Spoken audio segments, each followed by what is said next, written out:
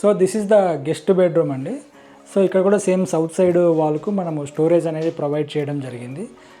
So ఇక్కడ sliding doors అనేది ఇచ్చాము. ఈ ఫుల్ హైట్ సేమ్ బాటంలో డ్రాస్ ప్రొవైడ్ చేసేసి వుడ్ అండ్ వైట్ కాంబినేషన్లో ఇచ్చామన్నమాట. ఇక్కడ ఫుల్ హైట్ వార్డ్రోబ్స్.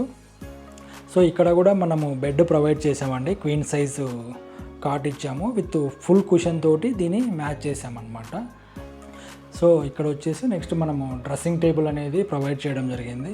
సేమ్ ఒక ఫ్లోటెడ్ ప్రొఫైల్ గ్లాస్ డోర్ తోటి స్టోరేజ్ కోసం ఇచ్చేసి పక్కనే డ్రెస్సింగ్ మిర్రర్ బ్యాక్ సైడ్ కూడా విత్ స్టోరేజ్ ప్రొవైడ్ చేసామన్నమాట.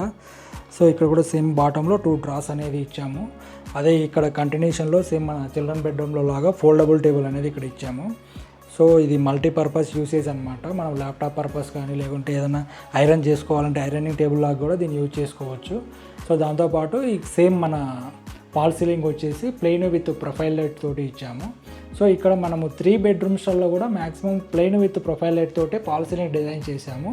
ఓన్లీ లివింగ్ అండ్ డైనింగ్ ఒకటే స్టెప్ డిజైన్లో ప్లాన్ చేసామన్నమాట ఇక్కడ.